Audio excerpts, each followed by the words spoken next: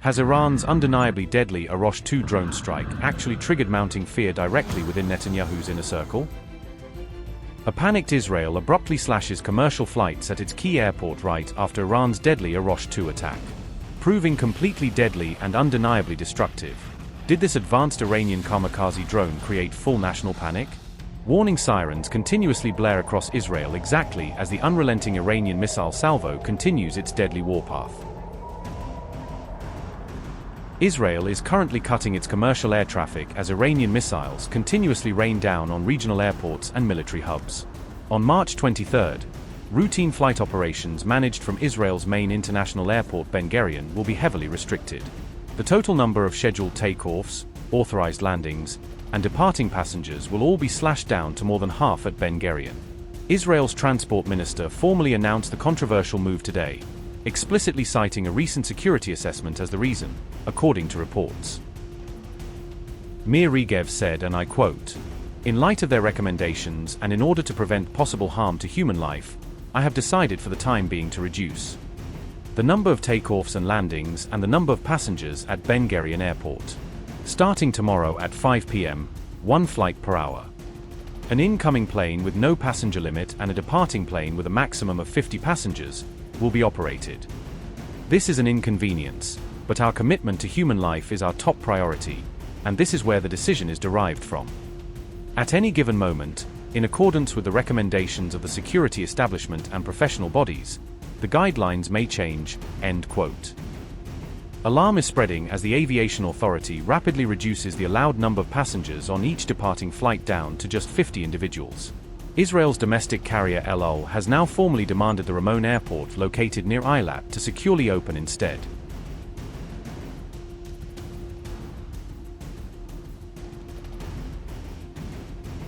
The big government decision over managing the Ben Gurion airport comes directly after brutal military attack executed by Iran on March 21. Iran allegedly successfully used an advanced Arash 2 drone to deliberately attack Tel Aviv's primary Ben Gurion airport facility. The long-range combat drone Arash 2 allows the system to evade detection systems and possesses an incredibly high endurance capacity. An Iran army spokesperson publicly claimed on March 21 that the coordinated attack on Ben Gurion was entirely successful. Iran state media officially claimed the Arash 2 is substantially more destructive and dangerous than various other kamikaze drones. The Arash 2 functions as a one-way attack kamikaze drone, designed for single-use missions. It executes strikes by deliberately colliding with targets while delivering a substantial explosive payload. This platform supports long-range precision engagements alongside capabilities for suppressing enemy air defense.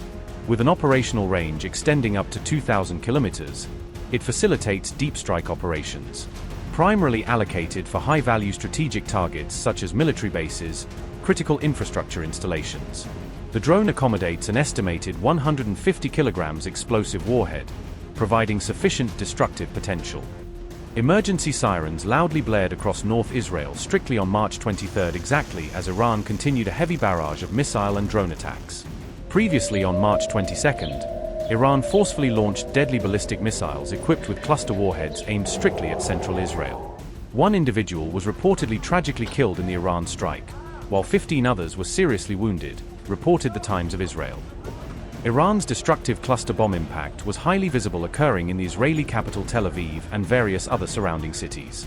Iran's heavy missile salvo landing in Dimona and Orod, located in South Israel, reportedly injured multiple civilian citizens. Israel PM Netanyahu formally visited the Orod site on March 22 and strongly urged local residents to seek secure shelter. The IDF explicitly warned of multiple weeks of fighting ahead, completely undercutting Donald Trump's recent claim that military ops are quickly winding down. Hello everyone. We have had a complex day on the home front. The fire from Iran and Lebanon continues. We are constantly deepening and expanding our strikes, both in Iran and in Lebanon. We must not forget, we are fighting against a terror regime and its proxies. This is a necessary campaign. We have had very significant achievements so far, but this is a campaign that sometimes exacts a price from us, as we have seen in recent days. I want to briefly explain to you what happened last night. The Iranian terror regime fired missiles into the heart of residential areas in the cities of Dimona and Orod. These were two separate incidents that occurred at different times. Interceptors were fired in both, but unfortunately we did not manage to intercept the missiles that were fired. From the investigation we conducted in the Air Force, it emerged that the interception failure in the two incidents was not related to each other. Immediately after the fire, numerous rescue forces from the Home Front Command, together with all security and rescue organizations, carried out scanning and rescue operations and evacuated injured civilians. I would like to take this opportunity to wish everyone a full and speedy recovery.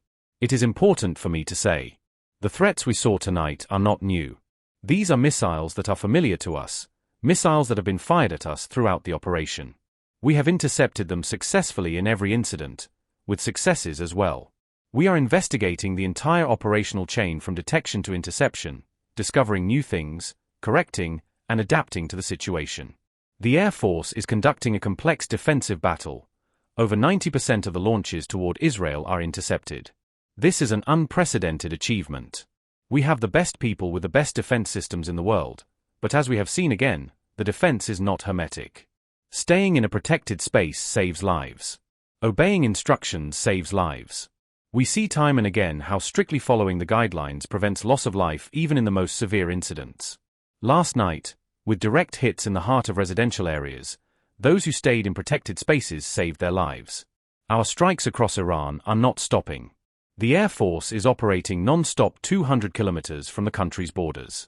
So far, we have dropped over 10,000 munitions on thousands of targets all across Iran. We accurately hit their targets.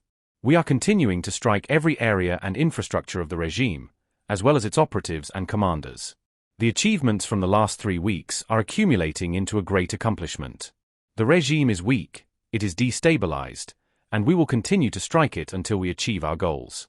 This morning on the northern border, Ofer Pushka Moskowitz, may his memory be a blessing, was killed in Misgavim. We are investigating the circumstances of the fire that hit him. We are also examining the possibility that it was artillery fire carried out by our forces.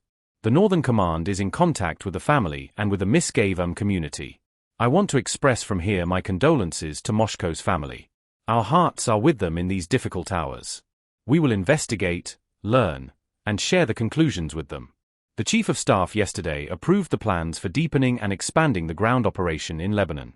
We are continuing to strike Hezbollah terror targets. So far, we have struck more than 200 such targets. Throughout the day, we struck another crossing over the Litani River. The crossings that were struck are used by Hezbollah to advance terror plots by transferring weapons to Israeli citizens. We have more weeks of fighting ahead against Iran and Hezbollah. With every passing day, we are weakening the terror regime more and more.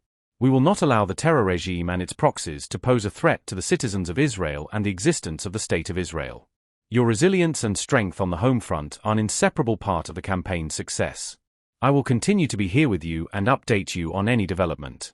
Questions? Question from Channel 24.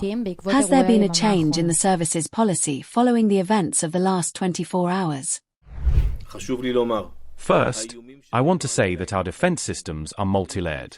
They are integrative, they are national, and we are protecting the citizens of Israel in the best possible way. I want to say, it is important for me to say that we do not spare any means to protect every citizen in this country from north to south. Everyone is equal in this regard. I have heard all sorts of things throughout the day. There is no such thing as holding back. I say again, no means are spared. The policy we adopted, the interception policy we adopted before the event yesterday evening, successfully intercepted a large number of missiles. Unfortunately, during yesterday evening's events, the missiles that were fired did not meet their objectives, and we are investigating this. I explained earlier, and we will continue to investigate and refine our defense further, and we will do our best to protect the citizens of Israel. Channel 12 News asks, the Chief of Staff says that the campaign with Hezbollah has just begun. Is the intention to capture a large territory and stay there? So already right now, the 91st Division is in the combat zone in the Galilee Panhandle, protecting the citizens of Metchala and the north. The 36th Division is in the Ramim Ridge area and has defense cells over the Misgavim, Manara, and Margaliot areas. Starting this coming week, we will deepen our hold and the defense of our citizens. Deep in the territory, we will expand our hold and area. We will expand our maneuver to prevent direct fire on our settlements. We will protect our settlements and will always be at their front as a buffer between any threat and our settlements. Thank you very much.